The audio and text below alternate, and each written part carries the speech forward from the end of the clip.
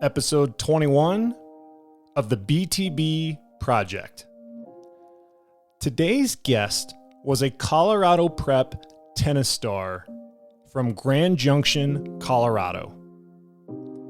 He attended high school at Fruita Monument and was working under coach Mitch Bridge, where he became the number one singles player and back-to-back state champion.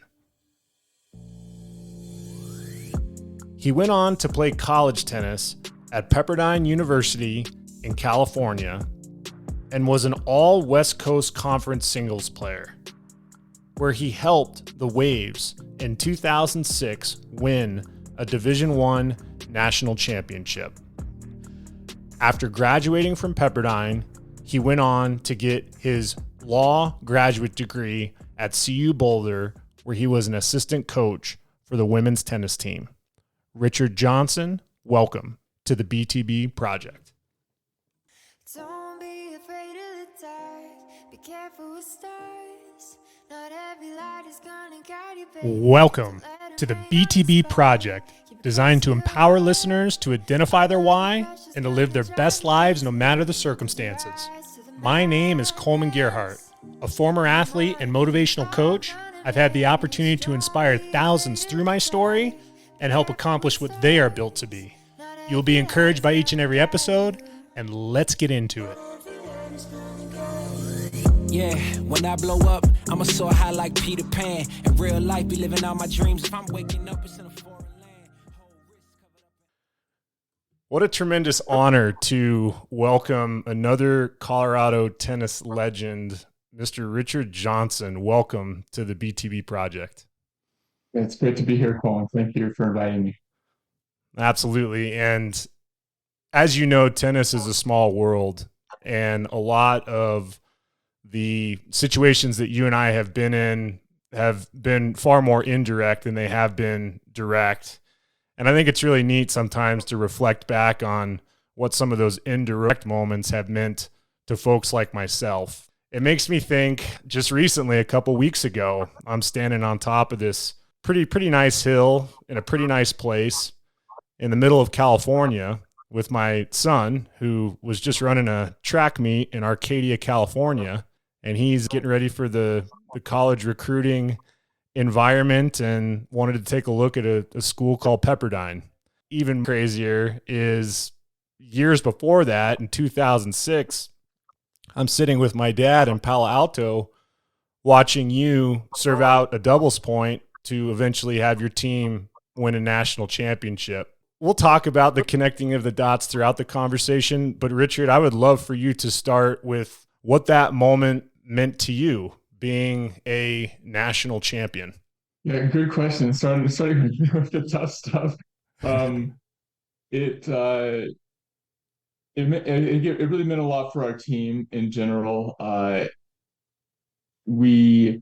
It was a building process of 3-4 years. That was my junior year, but we had 4 killer seniors that year, and they had, struggled. They made it to the round of 16, the quarters the year before. I don't know, gone up against the usual suspects, UCLA, USC, kind of bowed out in the earlier rounds. And that was the one year, that was our year to win. We had Pedro Rico, amazing Spanish player, Scott Durner, great Australian, Ivor Lovrak, this Croatian, who almost never lost a match, like really almost never lost a match. And that was our chance to do it. And Pepperdine had never won a national championship before. They'd made a lot of semis. They made a couple finals. That was the year we believed, and our coach helped us believe. He was an intense guy, Adam Steinberg. He's now at Michigan. Yeah, it all came together, and there really was a lot of belief. And I think that was important because you're going against Georgia with John Isner, and they're the number 1 seed. And everybody says this David and Goliath story, and it really was, because Georgia had won so many championships. It was a combination of trusting in the process and believing that got us in there, and a lot of vindication of our efforts. Yeah, I want to reflect back real quick on your coach allowing you guys to believe. I've had a lot of great coaches and mentors in my life, and I've had some really good coaches on the podcast, one with Dick Gould, and the 17-time national champion. And one thing that I took away, Richard, was that he wasn't talking much about forehands and backhands with his players. He was developing relationships with them, knowing what's going on in their personal life, what's going on at school, and really being there well above tennis. And I'm just curious, can you maybe speak to the relationship you had with your coach and how special it was for you to be part of a team that not only brought a school national championship, but represented your coach at the same time? Yeah, so our coach was a very good college coach. So he's not a technical coach, but you're right about the belief. He was definitely not forehands and backhands. And I think some college coaches are more about that. Like Craig Tiley, who's now in charge of Tennis Australia, was developing players and pro players. And you got Kevin Anderson and Ryan Rowe, and then a lot of pro players. We didn't have that, and that wasn't our focus. It was like we're going to maximize this team, this group of players here, and um, and you're right. Like it's not about forehands and backhands. You're getting good players. There's not a lot you can do in a 6 month or 4 month college season. So you try to make sure they're fit and strong and playing with a ton of energy. And he had us do that. And I think because you've got this doubles point, which often decides the matches. That year, Pepperdine was 36-2, and the two times we lost the doubles point. And the double points in that game pro set, and that comes down to energy, a volley here and there, a poach here and there, going a little extra on the second serve, going down line on a return. That's it. And it's over. And then you have this really tough to surmount 1 point lead. So he definitely got us out there with a ton of energy and playing as a team. I just want to backpedal a little bit because obviously we're starting your story with where you and I have crossed paths, but I kind of want to know how Pepperdine came about for you, being from Grand Junction, Colorado, having success in high school, which we'll touch on here in a little bit. But when it came to recruiting, was Pepperdine always the school that you sought after, or were you looking at several schools at the time? No, I was looking at several schools. Tennis was everything for me, and it's kind of all I cared about at that time. And Pepperdine had always been historically a top 5, top 10 program in a beautiful place in Southern California with great tennis. So it was on that list of 5 to 10 schools. I didn't get good scholarship offers from all of them, and I did from Pepperdine, so that helped. I also, when I visited the team, there was a bunch of great guys, an international team, really good vibe, really good feeling on my official visit. And I love the school. Small school, 3,000 students. For me, it was the right place, with, kind of manageable and small class sizes, 10 people per class. And I had personal relationships with all the professors. And that meant a lot. I learned a lot. I grew a lot academically and personally. And I think on my official visit, I sensed that it would be a good fit for those reasons. Excellent. And when it comes to international players, I'm just curious, on your roster, how many Americans were on there? And when you guys were lifting the title in 2006, were there other Americans on the top 6 besides you? No, I was the only American on the top 6, and we had 2 good players, 7 and 8, who were traveled with us there. Troy Aiken from LA and Kevin Brzezinski from Michigan, both really good players. So we had that, but yeah, top 6 was United Nations. It's unbelievable to think, being Colorado tennis guys, it's not too common that, one, you get an opportunity to play Division I college tennis, but 2, you get an opportunity to win a national championship. And it's even more rare, Richard, to do it based off of where you grew up. And I want to backtrack to Grand Junction, Colorado. And I know before we hopped on the podcast, we talked a little bit about your development and finding unique and creative ways to get your tennis game prepared for the highest level. I'd love for you to tell me just how tennis came about for you growing up and what it was like to grow up in Grand Junction, Colorado. So tennis was big in Grand Junction. I mean, there's a surprising number of really good players that have come out of Grand Junction. And I think that's in part due to the efforts of the Elliott family. in Grand Junction, they get the numbers out, and they have the Taco Bell tournament, and they have summer programs, and they make sure there's funding and courts and a lot of people playing tennis, which is great. And maybe that's why my parents were playing tennis when I was a kid there, and my brother David Johnson, who's 5 years older, was playing tennis when he was there. So that got us out. I would say that also got the Shields family out, and maybe even Caleb Marquardt out, and other good players that have come through. When I was 8, Mitch Bridge moved from Southern California to Grand Junction. He was the number one men's open player in Southern California. Great player, great coach, great guy. And that was really lucky because for me, I needed that. I needed that knowledge and stroke development and everything Mitch offered to turn me into a good tennis player. It sounds like, oh, it's shooting hoops on the farm, like some Larry Bird story or something. But there was good tennis in Grand Junction. I punched above its weight. Yeah. I had a great coach, and my parents, he made huge sacrifices. I was just thinking they'd probably been going on a vacation for 10 years while I was coming up. So yeah. Yeah, and I remember those 2 state championships that you're able to win at Fruita Monument. And I've been able to be a part of high school tennis for quite some time as a coach, and I'm currently an assistant coach. And I'm always curious with Grand Junction because the demographic is interesting with where schools are, and I guess kind of what school you decide to go to. I know that Grand Junction High School is a big one, Grand Junction Central, and then Fruita Monument. I'm curious, based off of the selection of schools, was Fruita Monument just your feeder school, or how was that the school you chose for high school? Yeah, it was my feeder school. There wasn't a lot of choice. Yes, and to this day, how many tennis players have won state championships from Fruita Monument? So I've won 2, and Caleb Marquardt won 2 or 3 at 4A. I think he would have won in 5A in those years as well.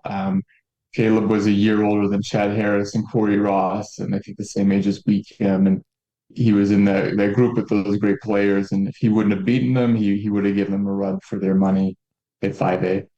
And just going to those 2 state championship matches you played, I was fortunate enough to be able to watch you. This was at a time where I graduated high school in 2002. So I was, kind of back in town. I think it was 03, 04 were part of those victories that you had. And yeah, I took a lot away, Richard, from not necessarily the talent that you had, but I was always paying attention to body language in these moments. Guys like Chad Harris, Wee Kim, Chad Suda, and yourself. You struck me as someone that when you're in the moment of competition, and it's either that kind of like it's either time to make something happen or not, that you were always playing to win.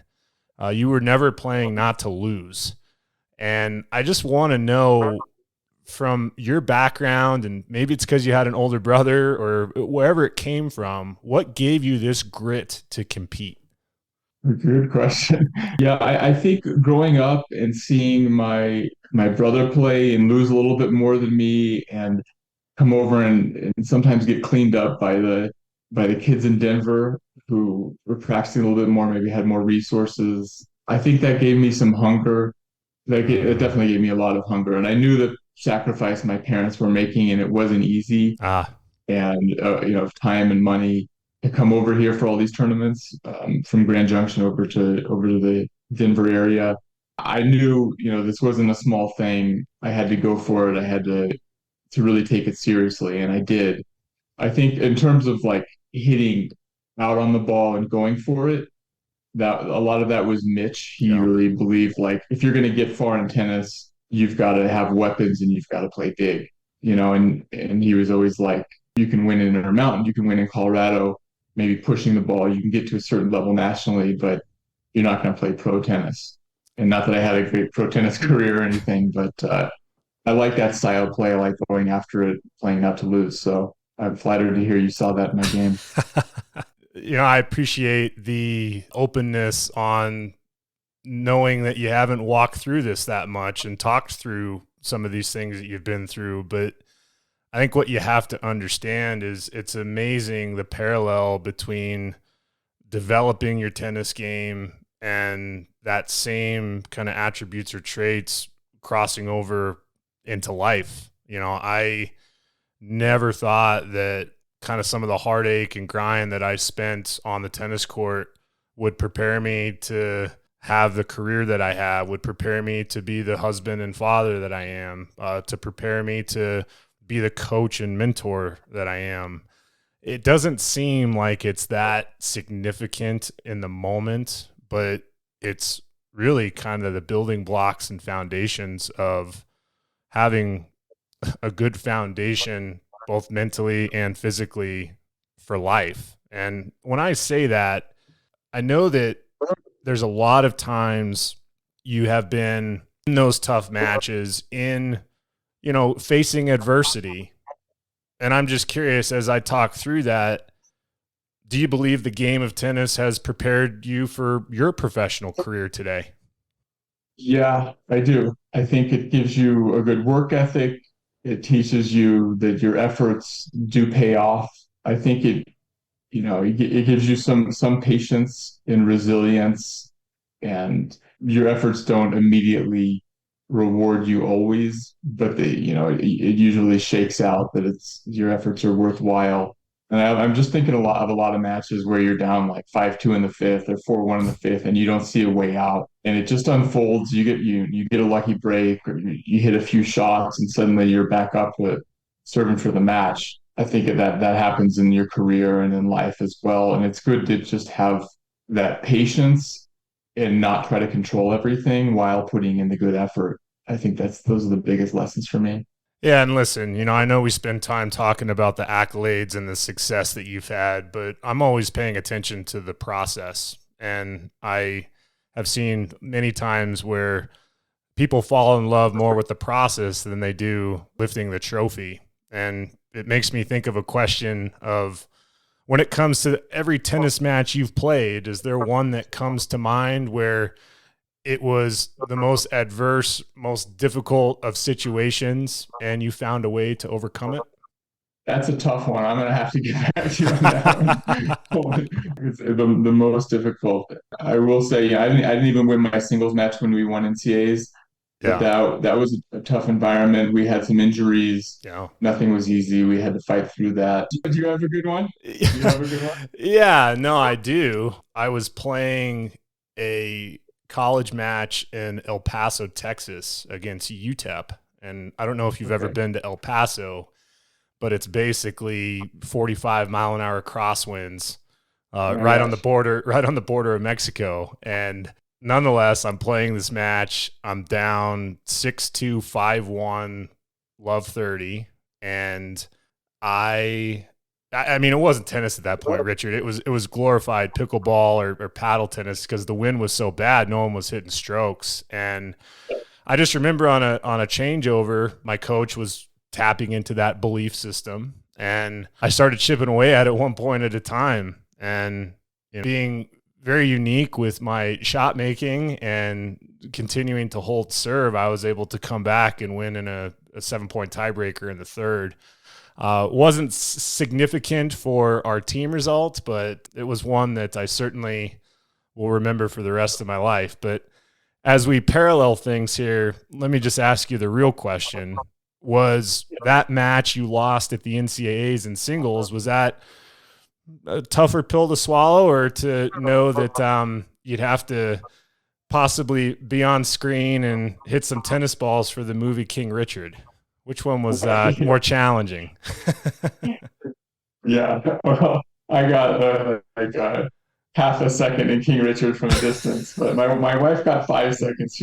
She's featured in it. Yeah, losing in the final match was tough. I had an injury, and maybe that was the lesson for me, is playing through it. And I always get complimented on my performance in that match, because I lost, I think, 5-6 or 6-6, and I actually had a broken foot. I didn't end up. Wow. Well, I was on crutches for the rest of the summer, and I think, talking about going back to belief, everybody expected me to go out there and lose quickly, because hurt. I twisted my ankle and broken the foot in the quarterfinals and lost quickly in the semis because it was just inflamed and I couldn't move at all. But then I got some treatment and I was feeling pretty good for the finals. But still, everyone expected me to go out and lose quickly because it was a pretty bad injury. Wow. And I like fought and I hung in there and lost 5-6. And when my teammates saw me like 4-4 in the first and they're finishing their first sets, they're like, oh man, this gives them a lot of belief. There's a chance, we have a chance. And I think it lifted everyone else up. It gave them some breathing room. And so, yeah, I'm pretty proud of that. And you talk about tennis lessons transferring over to life. That's something you don't usually get from tennis because it's not played in a team environment. You don't get that. All right, I might lose and I might sacrifice myself, but I can, give some energy to my teammates. I don't know. I think there's like room for some more team formats in tennis because of that, and I think it would help tennis players. But I think there's a couple of skills you don't get as a tennis player. Like the racket is always in your hand. That doesn't translate to business very well because it's not. No matter how good of a salesperson you are or executive, you can't do it all yourself. Right. So those are things I've had to learn more in my professional career, but those lessons from college tennis helped me. I had no idea about the broken foot. It actually makes me, one, unbelievable for playing those matches, but two, how did you walk those hills of Pepperdine recovering from that injury? Yeah. I got a handicap parking pass for the summer. Oh, that's awesome. Obviously success in your college career, but one thing that I really tip my hat to you for too, Richard, is your advocacy to try to make college tennis better. I've had a lot of situations where I've talked more about tennis programs being cut than unique and logical ways to make the game better. And I came across one of your LinkedIn posts where you kind of gave a roadmap of some suggestions on college tennis and optimizing its revenue and fan affair. And I'm just wondering if you could maybe speak to where do you think college tennis is at today? And do you still see some needs for a change for the better? I'm not an expert on this and I don't follow the developments of college tennis that closely.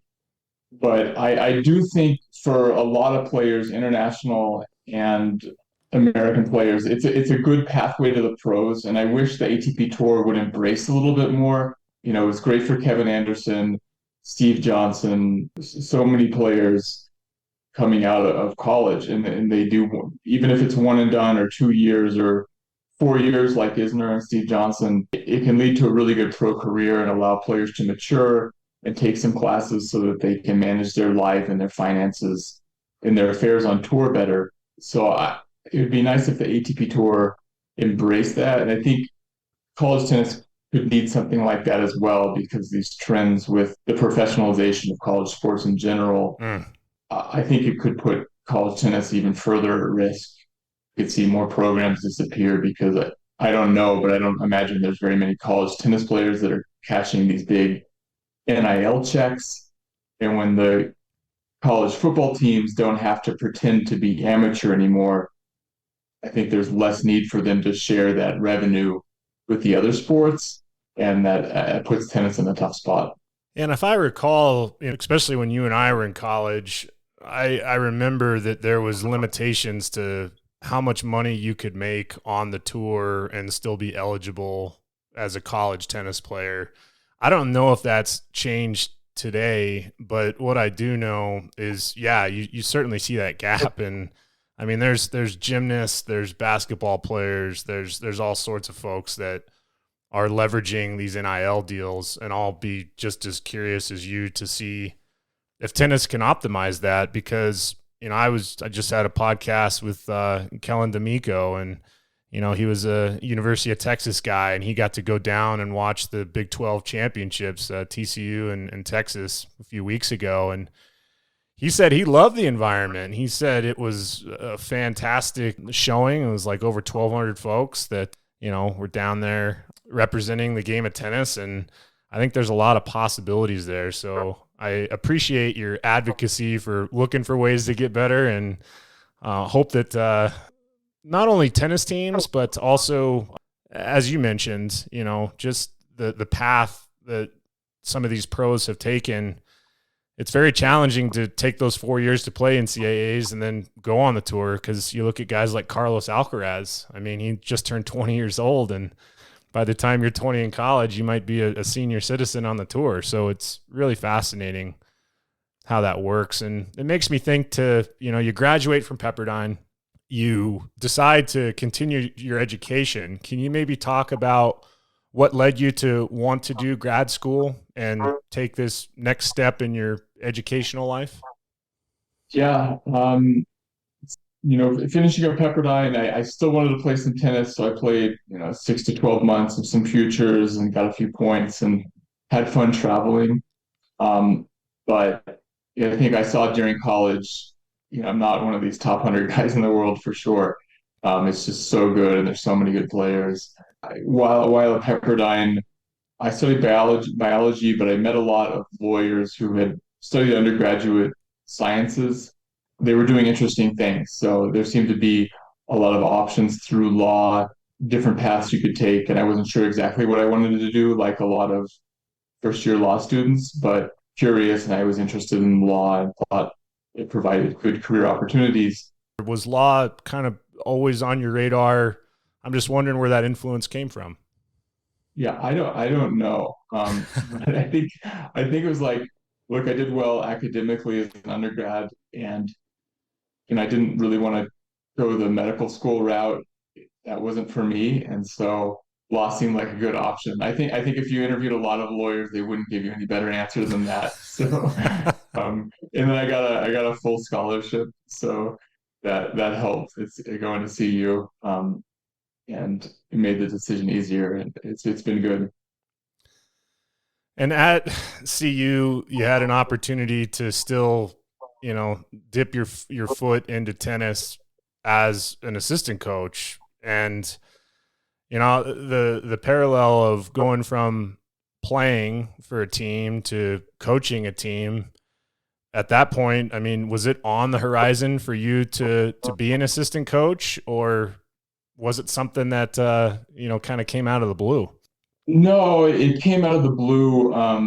The place where I was thinking about law school, I would write to the coach, and I think that was more just I was sad to be done playing tennis. I loved college tennis. I love tennis. I wanted to be around it. I'd never not been around tennis, so it was just a fun way for me to stay involved. I didn't get paid or anything, and I wasn't thinking of a path of college tennis coaching, although I think it's a really cool and fun job. Yeah, it was just a way for me to stay involved in tennis and college tennis in particular. What was more stressful for you, playing college tennis matches or coaching college tennis matches? I think it's more stressful coaching just because you don't have the control.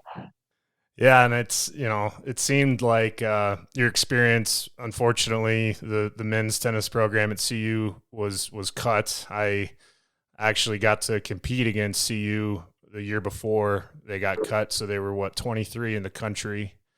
And when you were the assistant coach during your time was when the girls program was doing pretty well. And I just would love to hear your take on the dynamic between men's tennis and women's tennis. And did you see, kind of a different level of coaching that you had to bring and managing of emotions, that level?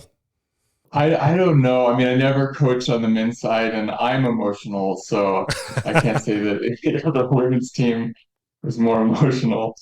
So, yeah, I don't know. It is a shame that the CU men's team was dropped, and that's going to continue to happen with Title IX, and hopefully that's the only reason and not funding. But I'm afraid it. But yeah, coaching the women's team was really fun, and that's where I met my wife. We started dating about a year after that. Carla Monzi, she was the number one player in Colombia, and chemical engineer, and yeah. So now we have a baby girl, and we've both been in King Richard, and yeah. Yeah, I got a kick out of that because when I saw that you and your wife were part of that movie, it was really fascinating how that came about. It sounds like you guys had some mutual connections. I believe this was during the COVID pandemic, and they needed some folks to come in and hit some balls for some videography. I'd love for you to share the story of your Hollywood fame of King Richard. Yeah, so we were in LA during the pandemic, and they did an extra day of shooting because they needed to get the final scene where Venus is preparing for the match against Arancha Sanchez Vicario. I don't know why they hadn't filmed that before, but anyway, a friend of a friend was involved in the production of the movie, and he's looking for tennis players. And he said, "Hey, can you come out here?" And we were really excited to do it, and it was pretty fun. So I was Venus's hitting coach as she's preparing for that match. And I was out there all day long. I'm really bitter about this because I was out there all day long. I thought I was gonna like feature in the movie. And you can't even tell it's me. But my wife, she was out there for like 30 seconds and she's much prettier than me, of course. And every second that was filmed of her ends up in the movie. It's gotta feel pretty good though that the movie is called King Richard, which That's right. you can maybe That's take right. some accolades from that. But I mean, what a neat experience. And I also too understand that you might have not been hitting that many tennis balls at that point in your life. So was it a little bit challenging to get your game back up for even just a few seconds on the screen? Fortunately, I get to hit with Carla, my wife, pretty frequently, and that was before we had a baby, so it was even more back then. And I stayed involved hitting. It wasn't too tough. Yeah, it was a fun day. So you get your law degree from CU, you meet your wife, you get to coach a little bit, and I want to fast forward to again some more connections with you and I is being able to end up in Boulder somehow, some way through my coaching career, being part of RMTC and getting to teach with you a little bit. I remember, I believe at this point, the bubble blew down in Boulder and they Yeah, acquired a warehouse I that, remember that. that Yeah. had about, 15-foot ceilings. So there was no heavy ball allowed. It was a very unique situation, but what did it mean to you to, obviously outside of the college experience as a player and the college coaching, what was it like for you to coach the players that you were coaching in Boulder? Good question. And it's really fun to stay involved in tennis. And that was my way to do it. I was only working with the CU team for 1 year, and that became too much time commitment while during law school. And so I coached a few good juniors, including at RMTC and with Kindle and Duke and you. And I was just thinking about that warehouse, and I was always impressed by the energy you brought. There's a lot of coaches just, check in and feed some balls, and you're really passionate. And I think that is the most important thing you can do as a tennis coach, and care and believe in your students. And I try to do the same, and I really love tennis and care about it, and think kids can learn a lot and go a long way with the sport. One of the really cool things I did teaching in law school was coaching Ashley Leahy. I don't Yes. know if you know Another Ashley, but another Pepperdine grad. Yeah. yeah, another Pepperdine grad, and she was in Boulder while I was in law school, and I get to go hit with her. And before me, she was coached by Scott Davidoff, who has Yes. done wonderful things in tennis and for the sport. You should get him on here if you haven't already. Absolutely. But That's a great name. That no, tremendous tennis icon. Absolutely. yeah, and I coached a few other people, but it's just so fun, such a fun way to stay involved. And I don't know, I think a lot more college players should continue coaching after they're done, because there's a real need for that. Like, you're providing an example. You can help them navigate the college tennis application process. You're a good hitting partner. You're going to hit a different ball than their coach or other juniors can do. And I think, there's a lot of high school players that are hungry for that. And it's a really fun way to stay involved. I appreciate the kind words on my coaching style and philosophy, because it's something that has manifested over actually having bad experiences when I was a player with coaches that, weren't enthusiastic, that weren't feeding into me. And I just wanted to change the narrative, Richard, to being a coach like I never had. And what is unbelievable is I remember actually a time when I was trying to get an indoor teaching job here locally in Colorado, and I was being evaluated for this lesson as kind of like a tryout, right? And one of the things that was a criticism of mine was that they said I talked too much during the group lesson, and that the participants were so joyful and loud that it was taking away from the etiquette of the court next to me trying to have a quiet doubles match.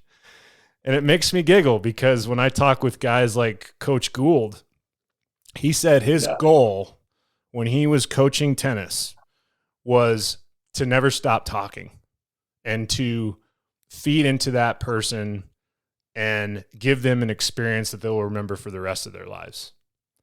And I never thought in a million years, as much as, playing tennis I enjoyed, the thing that has meant the most to me is going back to what your college coach did a good job of, is instilling belief in people. And that's what I can tip my hat on. And that's how the BTB project has really manifested. And as I mentioned to you before, watching you play and some of those non-verbal cues that I got from watching you play, it made me realize what is possible. And talent is one thing, and you have to hone in your skills to be good at anything in life, but it's hard to take away that why, that desire, and that passion to go after something. And it where our stars collide is getting an opportunity to play each other. And at the time, and you're going to love this story because I didn't tell you the beginning of it before we played, but we got to play doubles against each other in the Colorado State Open, and you're playing with a very, very good, savvy Mark Weiner that has had a lot of success in his adult life. And at the time, I was teaching at the Pinery Country Club in Parker, where I grew up. And so before that tournament, my doubles partner and I from college, Chris Minahan, who played at Northern Colorado, he drives down from Fort Collins, and 2 days before we play you guys, we're doing a practice match against Kellen D'Amico and Nate Schnug, which were the Wimbledon doubles champions, and Nate had a tremendous career at Georgia, and Kellen similar at UT. And I just remember playing them and played a close set, which we were happy about, and Chris and I both had big serves, and we're just excited to take on the tournament. And there we were, and I knew that you and Mark were a very good doubles team, but I wanted to make sure that you would remember something from that match. And I remember vividly being able to hold serve a few times against you guys, and I would just love to hear your thoughts on that match and maybe just that tournament in general, because I think you and Mark won a few matches. Yeah, I remember that match. I remember your serve. If I was thinking, if you had a close match against Nate and Kellen, you should have beaten us. I don't know if they were playing all that well, man. They didn't sleep well the night before or something. So that was a major disappointment. And obviously Kellen, one of the best junior tennis careers from Colorado for sure. I mean, probably the best, and great player, great guy. So you were ready for us with that warm up. Yeah, I don't remember exactly where Mark and I ended up that year, but I do remember our match, and it's always a great tournament if it doesn't get rained out. I think the last time I played, I had finished my last match at 2 a.m. and had to go to work at 7 a.m. the next morning. It's always dangerous. Oh, no doubt. And I know now as you mentioned, you still try to hit, you still try to compete a couple days a week, living in the Boulder area. I'm just curious what led you and your wife to want to, stay there in Boulder and maybe tell me a little bit about some of the folks that you're still hitting with here. Yeah, absolutely. So, Carla, my wife, went to CU, as I mentioned, and she studied chemical engineering. We lived in Denver for a while near Sloan's Lake, but just loved Boulder and the feel of the community and the hiking and nature. We wanted to come back, and a big draw was the tennis community here. So, Ah, uh, everything, Kendall and Duke have done at RMTC. They always welcomed us, and I just like the feel of that club.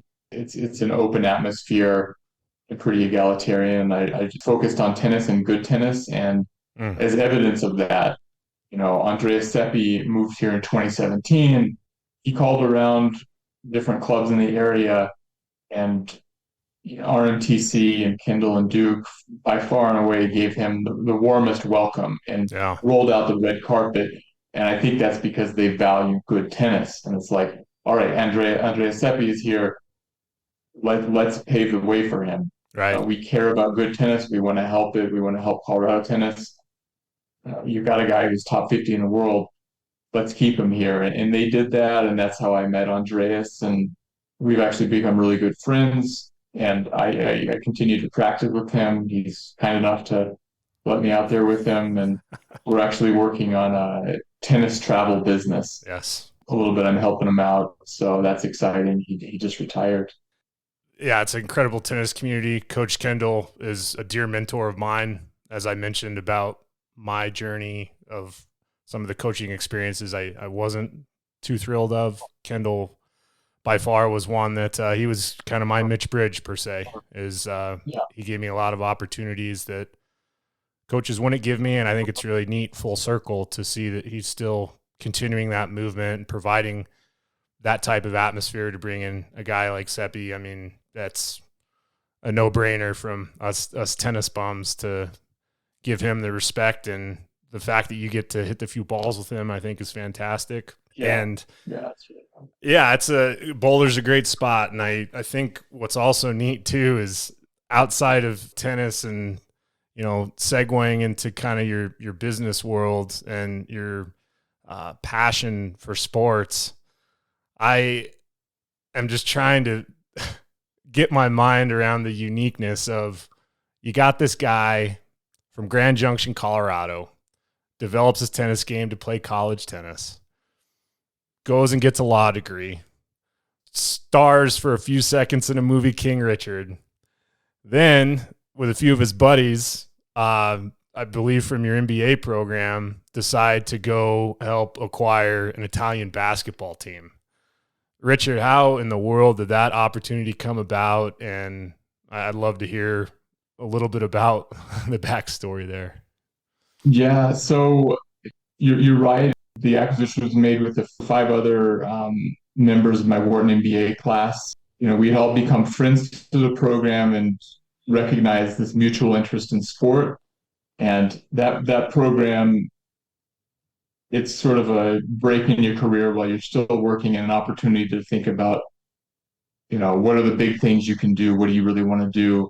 And for a couple of us, getting back into sports professionally, breaking into the sports world seemed really excited. So we started thinking about, okay, how do we do this? And we thought, ownership at a level similar to Series A Italian basketball would be the sweet spot for us. And one of our professors mentioned the opportunity that the team was potentially for sale. So we started the due diligence process last July. Oh, wow. Started looking into it, thinking about it, seeing if it, met our criteria in terms of, we think it's an entertainment product. We think there's value that we can add. We think it's in a good area, and it met all of those things. So we were pretty excited, and the deal worked out.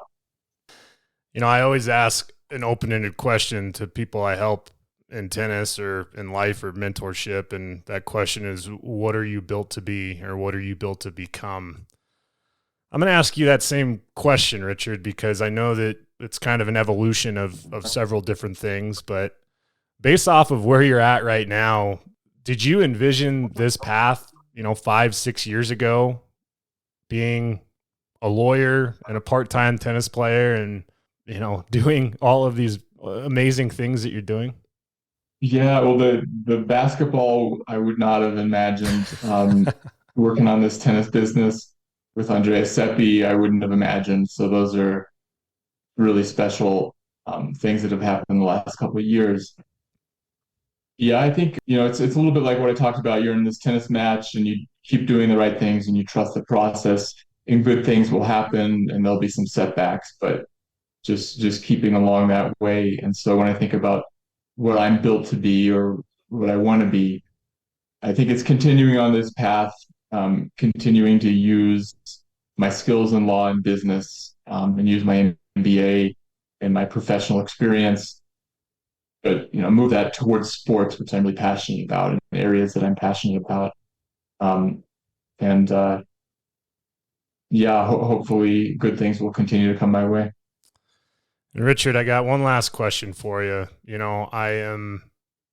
I'm so impressed with your path and your journey, and you are a very articulate, smart dude, and I give you so much respect for wanting to keep your foot in tennis and sports in general, and doing it in Colorado, and doing what you're doing with your family and your wife and your daughter. It's awesome. I'm just curious because I have a lot of listeners who are trying to navigate a lot of the situations you faced growing up. And if you had an opportunity to go to a local coffee bar there in Boulder and sit down with the 16-year-old Richard Johnson, knowing what you know now, knowing who you are now, what advice would you give yourself based off of that interaction?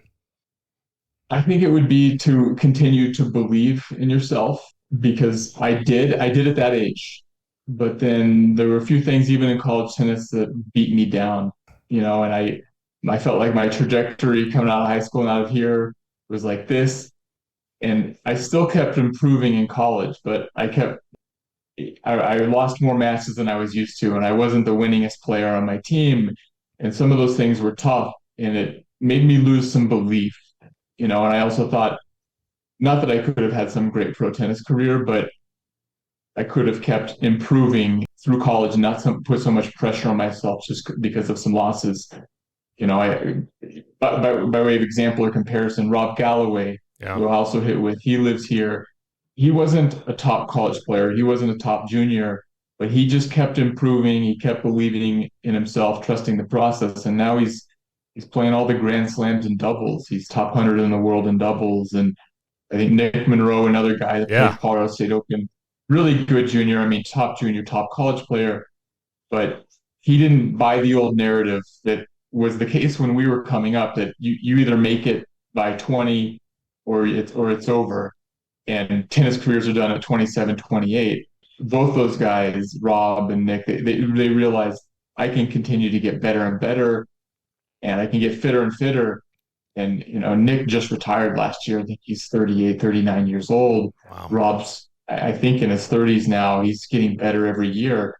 His ranking's going up every year. And I think that's a product of them trusting in the process and believing in themselves. So that would be my advice.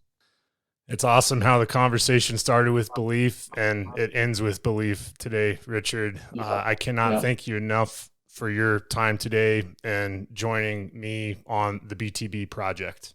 Yeah. Thank you, Coleman. And if there's any of your listeners are in that situation where they're trying to figure out what to do next here in Colorado or anywhere, I'm happy to help them. So I know you're well connected, and if I can help you or all the people you help at any time, I'd love to. I appreciate you, Richard. Thanks again for your time. Thanks, Coleman. Richard's story, again, is one of many, and what a powerful opportunity to understand what you're capable of, that any challenge or adversity or path that you're going down, that you can strive, you can persevere, you can do amazing things. I appreciate each and every one of you checking out the episode today.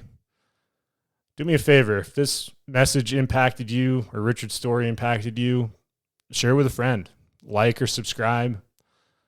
I'm going to continue to bring extraordinary guests, incredible stories, and ways to inspire each and every one of you. Impossible's nothing, and take care. You're told I'll be a harder than temptation.